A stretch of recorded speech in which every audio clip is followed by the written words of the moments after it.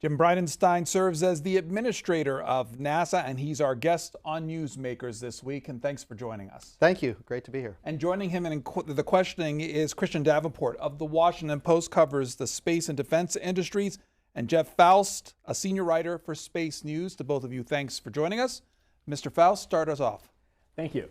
Mr. Administrator, on Wednesday, you announced that you were resigning a couple of key administration officials, including Bill Gerstenmaier, the longtime Associate Administrator for Human Exploration and Operations. Why make that change, and why do so now? So we just reassigned him to a different role inside of NASA. He's a great American, a great patriot. He has served NASA for 42 years, and we love him. But it's also true that we're moving to a new era in human spaceflight where the administration is interested in going fast. We're interested in doing things in a different way. And I believed it was important to have new leadership at the top of the Human Exploration and Operations Mission Directorate. It was entirely my decision. But at the end of the day, we need to be very clear that NASA is committed to cost and schedule. Safety is the highest priority, but we are committed to cost and schedule. And I just thought it was important to make this change at this time. Just a quick follow on that, Mr. Administrator. You're coming at a time when we're about to celebrate the 50th anniversary of Apollo 11, about to fly crews from American soil for the first time, and as you mentioned, the Artemis program of returning to the moon, and then you reassign the head of human exploration. I'm just curious if you could give us some insight into the timing of that. Why was that done at this moment? So we are landing on the south pole of the moon with the next man and the first woman in the year 2024. We don't have a lot of time to waste. If we're going to have new leadership, it needs to happen now. So a lot of things have to go right to achieve the objective.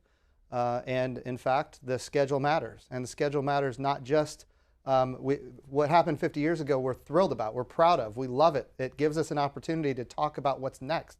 The Artemis program, where we go back to the moon sustainably with our eyes on Mars. All of that is important. But at the same time, the objective is 2024, and we need to move out quickly on all of our decisions, not waste time, but move quickly. And NASA is moving into that era rapidly. The person who will replace Gerstenmaier, you have an acting individual in there now, Ken Bowersock, but you've mentioned you're looking for a permanent replacement. What's going to be their priorities coming in? What sort of decisions are you expecting them to have to make? So the first thing that we're going to do is they're going to put together a team at the top of the Human Exploration and Operations Mission Directorate. So it's the head of that mission directorate. But then there's the Exploration Systems Development Division Director.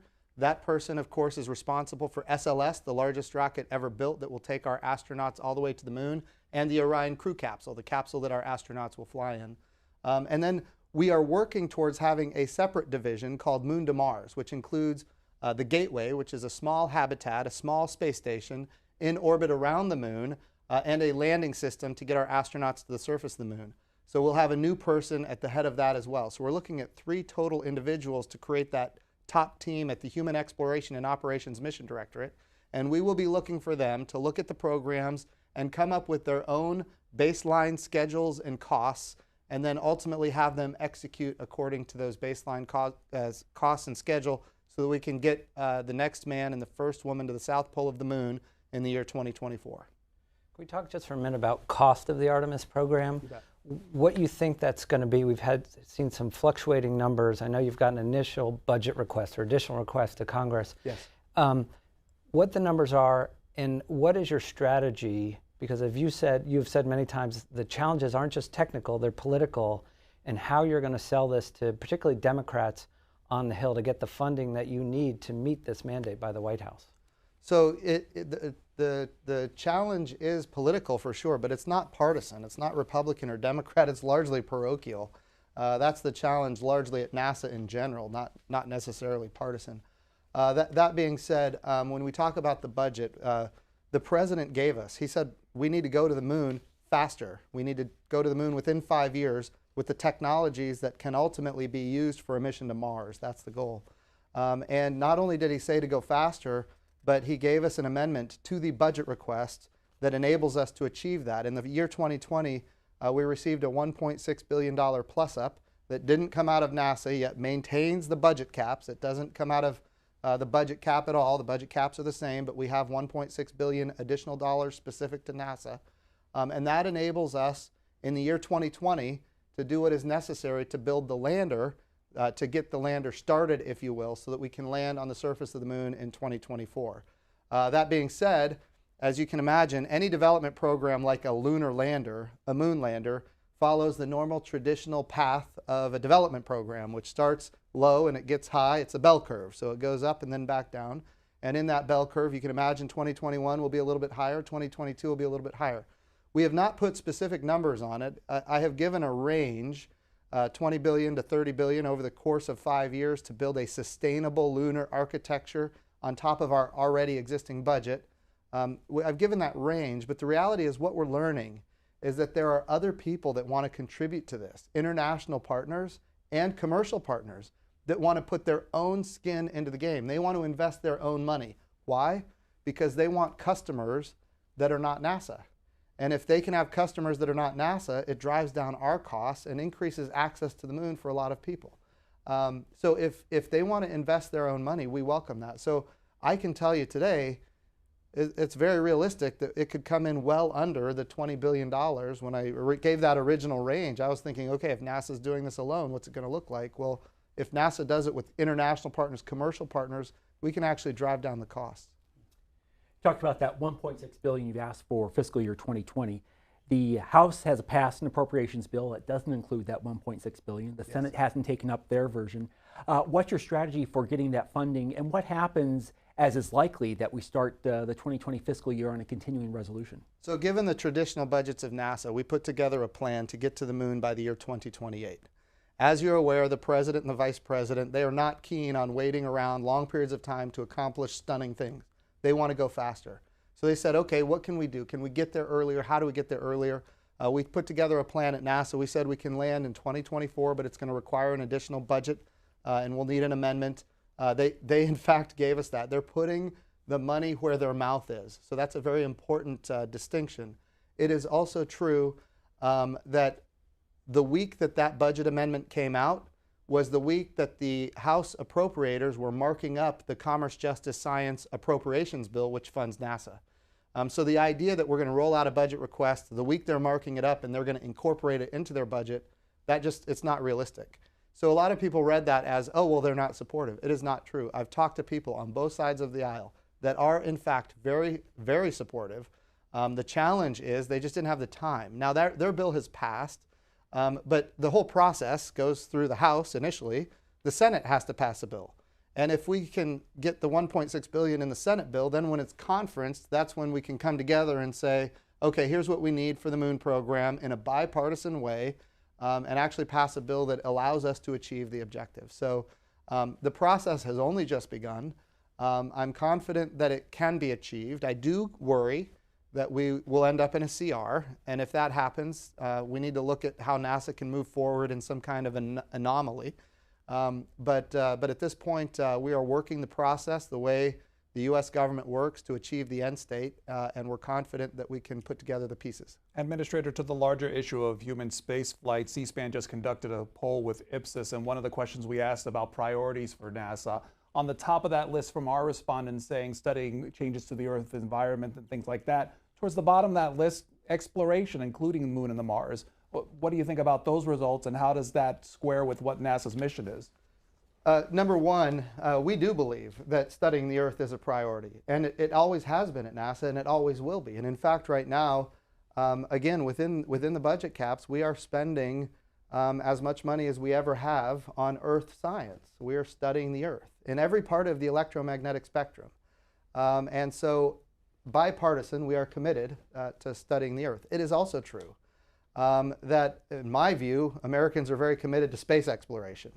And I saw your poll and I saw some of those numbers, but I would also say, here we are 50 years after Apollo, celebrating the 50th anniversary of Apollo. By the way, that was not during the Apollo program. It was not a popular program. But ultimately, when it was achieved, that monumental, stunning achievement was not only popular when it was complete, but it's popular 50 years after it was complete. People love Apollo.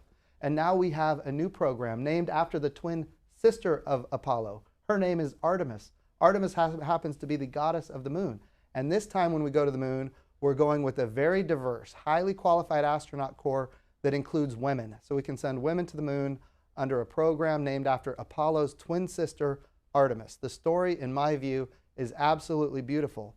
But the polling numbers indicate that space exploration is a necessity. Overwhelmingly, people believe space exploration, it says necessary. Yes or no? 77% or something like that said yes. What is space exploration? It's going to the moon, it's going to Mars, and it's going beyond. So I think it's important to note that Americans support space exploration in general. I think it's also important to note that this unique capability that we have built and that we are continuing to build has resulted in economic opportunity, not just for the United States, but for the entire world. I want to talk for a second. When we talk about the way we communicate, DirecTV, Dish Network, some people will probably be watching this on DirecTV, Dish Network, maybe internet broadband from space. I come from Oklahoma. A lot of parts of rural Oklahoma. You don't have television if you don't have television from space. You don't have internet if you don't have internet broadband from space. These communication capabilities were born from this little agency called NASA that gets less than 0.5% of the federal budget. But it's not just communication. Navigation, GPS, technology developed by NASA. The way we produce food, the way we produce energy, the way we do disaster relief, national security, banking, predict weather, understand how the Earth is changing. All of these things born from this little agency called NASA that right now gets less than 0.5% of the federal budget. And if you communicate to the American people all of these benefits that they receive every day from the Apollo program, if you communicate that and then you say, how important is this to you? What you will see is that overwhelmingly people believe that investing in space exploration is critical to our country, and I really believe that. Mr. Davenport. Yeah, so in terms of exploration, we were talking a lot about the moon, but also we could see within perhaps a matter of months or a year, the first humans flying from U.S. soil on American-made rockets to space since the space shuttle retired in 2011. So we've had a bit of a gap there. Yes. What is the status of that program? We've seen Boeing have problems with its spacecraft. SpaceX had hit its capsule blow up. What is the status of that investigation, and do you think we'll have a flight this year? So I don't want to comment on whether or not we're going to get that flight complete this year. I honestly don't know at this point, and I'm being honest. I've always said that, in fact, we are going to launch this year. You obviously already covered the fact that we're having changes at the top of the Human Exploration and Operations Mission Directorate, and that is because we've had challenges with cost and schedule. So I will tell you this, we are committed to commercial crew. We need to make it a go. We need to launch American astronauts on American rockets from American soil, and we need to do it as soon as possible. I will also tell you that we have two very dissimilar rockets and two very dissimilar capsules with two commercial crew providers. What does that mean? I want the American people to know, because I know you guys are space experts. What that means is that we're launching to low Earth orbit to the International Space Station without NASA purchasing, owning, and operating all of the hardware, which has been the tradition. Instead, we're buying a service from a commercial industry. So NASA can be one customer of many customers to drive down cost and increase access. And we can have numerous providers that are competing against each other on cost and innovation. Again, driving down cost and increasing access. That's the goal. That's why commercial crew is so important. We're using commercial capabilities to advance America's space agenda. We're doing it to low Earth orbit, the International Space Station at first. Eventually, we want to have commercial habitation be available as well, which NASA is helping commercial industry get there. And eventually, we want to take commercial capability all the way to the moon. Know this, we have these commercial partners. Sometimes they have struggles. NASA is embedded with them, with our engineers and our technicians. And we are part of the investigation. You mentioned the SpaceX capsule that blew up. We are part of that investigation. We are moving rapidly to make these missions a reality. And certainly, I believe it's possible we could get those missions launched this year. And in fact, we are working towards that. And if you talk to our commercial crew providers, they will say that we can do that. I am, as the NASA administrator, I want to make sure that before I go forward with what that launch date will be, that we know for sure that these vehicles are going to be safe. And that's what we're intending to do 100%. Our astronauts are the highest priority for us, and we are going to take care of them. On our Newsmakers program, Jim Bridenstine on the NASA Administrator joining us for this conversation. Mr. Foust, go ahead.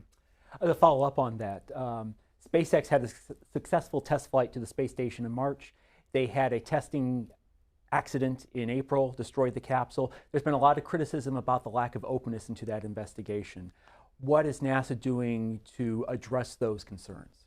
So that criticism largely comes from me as well. So this is a new era in human spaceflight where NASA is a customer of a commercial partner, and at the same time, we are in fact a partner. We are embedded. We are working side by side with this commercial capability that eventually will have customers that are not NASA.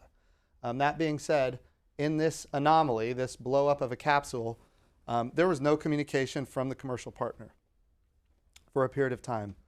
That can't happen again. I've been very clear about that. I've talked to their CEO. I've said, look, Americans are investing in this side by side with your commercial company. We need to make sure that we get clarity early.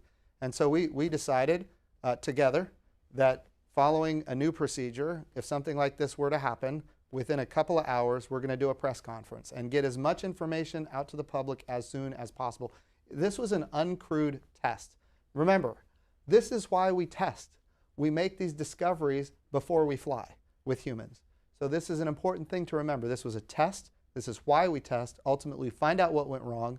We make adjustments and we move forward. That's what NASA has always done. That's what we expect our commercial crew partners to do. They are doing it, but when there is an anomaly, if it was NASA, we would have immediately done a press conference and gotten the information out there. Commercial crew partners don't always see it the same way. We're making sure that we are in sync on how we communicate going forward. The way our astronauts get to the International Space Station today are on Russian rockets, and that's the way it's been since the shuttle went away. If there are continued delays in this commercial crew program, are you concerned that we won't have enough seats on those Russian rockets to continue a U.S. presence on the station? And at what point do you have to go out and buy more seats? So we have additional seats right now on Russian Soyuz rockets, and yes, this partnership is an important partnership that goes back. You know, we've been living and working with Russians on the International Space Station now for almost 20 years. That's a significant technological achievement, but it's a very significant diplomatic achievement, quite frankly, given the geopolitics terrestrially. So it is absolutely true that this partnership is important. If commercial crew is not ready, yes, we will have to buy additional seats. I'm not suggesting that's going to be necessary. But certainly we will be working with our partners to make sure that we do not lose access to the International Space Station, which is a critical capability for our country, a critical capability to commercialize low Earth orbit, both with launch and habitation. The International Space Station is the tool we are using to commercialize space. And we want to make sure we don't lose access to it. So absolutely, it's a high priority for us. One of the key elements of the exploration program is the Space Launch System. It suffered a number of delays, particularly with the core stage. In March, you suggested that NASA might skip a key test of that core stage called the Green Run test as a way of speeding up the development schedule. Have you made a decision about whether you're going to do the Green Run test or not? And if not, how will you address some of the criticism of that proposal from such organizations as the Aerospace Safety Advisory Panel? So a couple of things. The SLS rocket is a first of its kind. It's the biggest rocket ever built in human history. It's the most powerful rocket ever built in human history, taller than the Statue of Liberty. So there's a lot of things that go into this that are firsts. And of course, as we go through the development, we find new things that we need to fix or correct. That being said, yes, there have been slips, as you're aware. We are committed to cost and schedule. We are making changes with personnel at the top of the Human Exploration and Operations Mission Directorate. We've already had that discussion in order to make sure that we have realistic schedules and that we are sticking to those realistic schedules and cost. That being said, it is absolutely critical that we use that rocket because it's the only capability that can take humans all the way to the moon. So we are making sure we're making the right adjustments. As far as the Green Run test, which of course you brought up, we have made no decisions. Remember, we are changing personnel at the top of human exploration. I want to make sure we get those top people in place and then let them look at the program, And again, we're talking about very professionals, people that have been doing this for a long time. We're going to find the right person for those jobs, and then ultimately let them make the determination what tests need to be done. Can you scale it back? I would suspect it's not. We should not do the green run. The green run is a critical test, but how much of a green run do we need to do is the question. So the key is this. We want to make sure, number one, our astronauts are safe, and number two, we are committed to cost and schedule. One thing, when you talk about the space station and commercializing low Earth orbit, you came out, NASA did not too long ago, with a plan that would allow private astronauts to be able to fly to the International Space Station. These are ordinary citizens, and be able to go up there. There have been some cost estimates, about $50 million a ride, and then plus $35,000 a night. I'm just curious, since you've announced that several weeks ago, have you gotten any interest? Have you had any people say they want to do that? So we have had interest long before we announced it. So the answer is yes. There are people that want to go to space. There are people who are willing to pay to go to space. Here's the thing. NASA is not selling those seats. NASA, remember, we are developing commercial crew to take people to the International Space Station, our astronauts. And our goal is to be one customer of many customers to drive down our costs. As you've identified, there are people who want to go that ultimately are not NASA that can offset our costs. So those seats will be sold by commercial providers, and of course we are making available the International Space Station for those same spaceflight participants, those same commercial astronauts. So the answer is yes, there is interest. Yes, I think it will be successful, that it will offset our costs. And remember why? Because we need resources to go to the moon sustainably, in other words, to stay, and of course with the first woman by 2024 under the Artemis program, and then build those capabilities and technologies for an eventual mission to Mars. You might be interested to know our poll asked people about if space exploration should be taken over by private industry. Low on that list, people responding to that. Does that surprise you? It depends. The word taken over is kind of a loaded word. So when NASA partners with commercial industry, we are very involved in the process. It is not a takeover by commercial industry. It is a partnership. And in fact, commercial industry, as far as human spaceflight, could not go forward without NASA. That's a very important kind of point to make. But when you say spaceflight taken over by commercial industry, again, DirecTV, Dish Network, internet broadband from space. These are all commercial capabilities, imaging for Google Maps. All of these things are commercially done these days, and they used to be done by the government. So you can call it a commercial takeover, or you can call it an offset to government costs for doing things that have become routine, and that's called development and advancement, and we support that at NASA.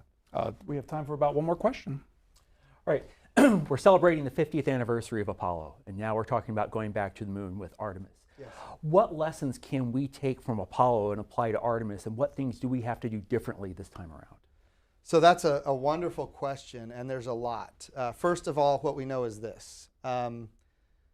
Celebrating the 50th anniversary of Apollo, we know that when America does absolutely stunning achievements, it gets celebrated for years to come.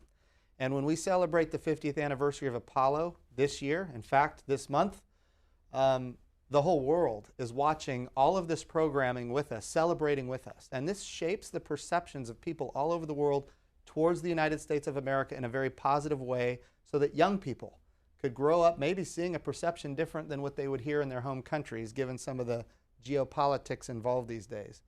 One example I like to talk about is when we landed InSight on Mars back in November of last year. It was on the cover of it was in a newspaper in Tehran. And the newspaper was, quote, the official hardline newspaper of the Islamic Revolutionary Guard Corps. They don't write nice things about the United States, but in this case, they showed this stunning achievement by NASA, the 8th time in human history that we've landed on Mars.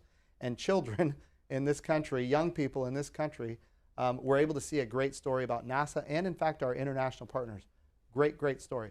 That being said, we need to think about the future. What are the stunning achievements that we can do that ultimately people will be celebrating 50 years afterwards? I talked to the president just a few short weeks ago, and he said very clearly, he goes, I know you got to go to the moon to get to Mars, but talk about Mars, because Mars is that generational achievement that will capture the imagination of the American people. And he's absolutely right. So we are going to continue talking about why we go to the moon. It's the proving ground for the mission to Mars. The challenge with Apollo is that it ended. It was not sustainable because the costs were too high. So when we go to the moon, we're driving commercial opportunities into it. We're driving reusability into the architecture, driving down the cost. We're learning from Apollo what not to do. We need it all to be reusable. We need to drive down the costs, and we need to keep our eyes on the horizon goal. The goal is not the moon. The goal is, in fact, Mars. And in the last year, we've discovered complex organic compounds on the surface of Mars. The building blocks for life exist on Mars. They don't exist on the moon. They exist on Mars. Liquid water, 12 kilometers under the surface of Mars.